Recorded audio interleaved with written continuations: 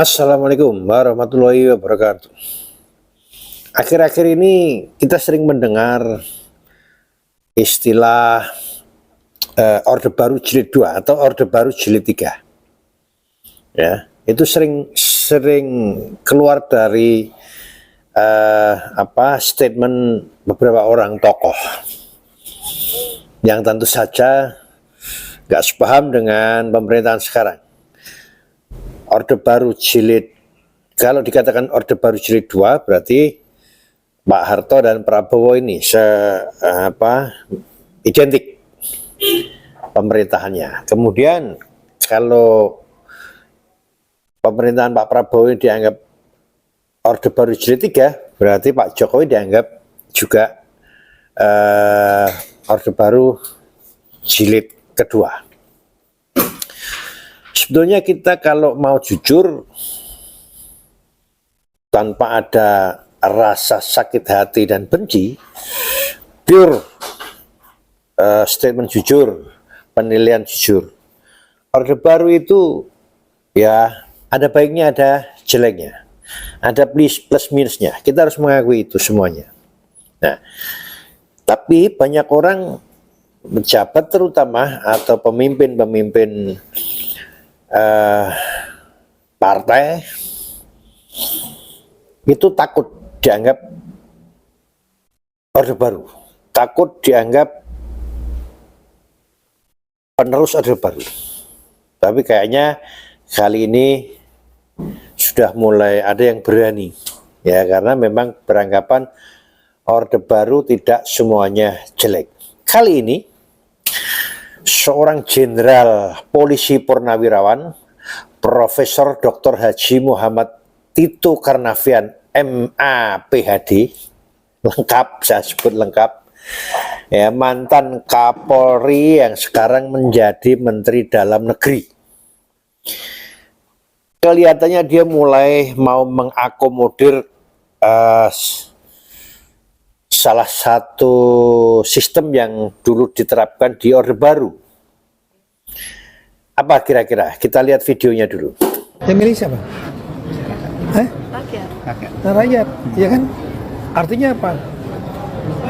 Apakah ini mungkin ada hubungannya dengan kaitan dengan mekanisme rekrutmen pilkada langsung yang ternyata nggak menjamin ada pemimpin yang menghasil pemimpin yang bagus, ada pemimpin yang bagus, ada juga yang begini.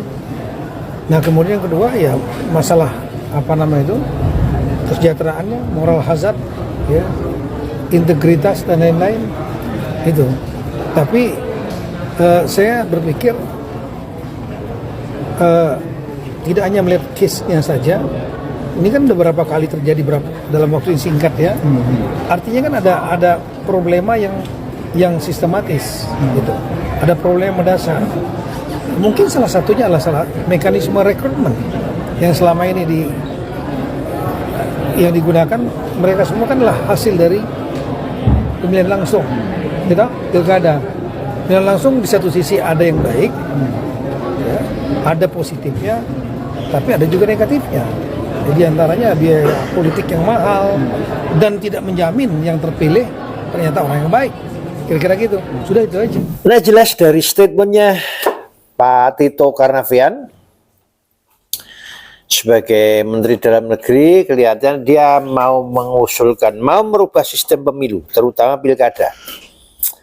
Kelihatannya akan kembali ke masa lalu. Pilkada itu dipilih oleh DPRD. Bukannya itu jelek, bukannya itu mundur, tapi kita lihat memang saya pernah membuat konten tentang ini juga. Kalau kita lihat, seorang kepala daerah menghabiskan puluhan bahkan ratusan miliar untuk menjadi seorang kepala daerah. Nah, akhirnya rakyat juga merasa terbebani. Karena apa?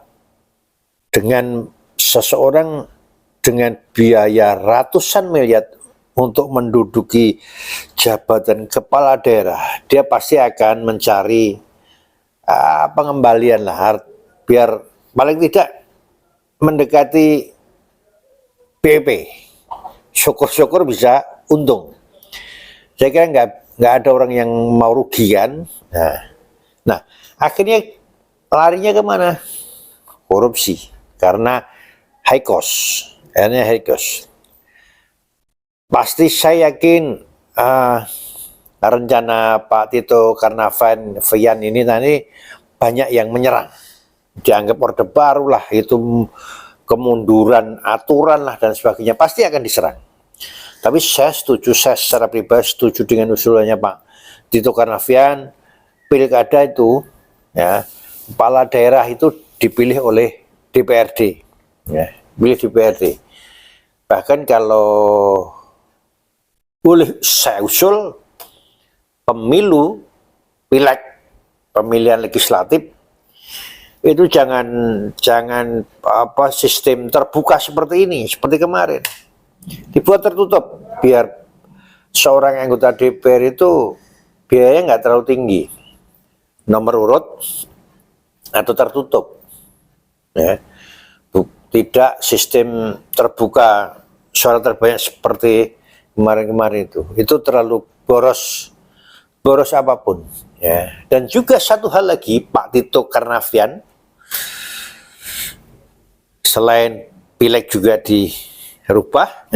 Dan satu lagi untuk Pak Karnavian, pesan saya, penyelenggara pemilu, Pak, penyelenggara pemilu itu dirampingkan, anggarannya dirampingkan, diawasi betul. Di situ banyak sekali terjadi manipulasi, markup anggaran dan sebagainya. Itu pemborosan uang negaranya tinggi sekali. Semoga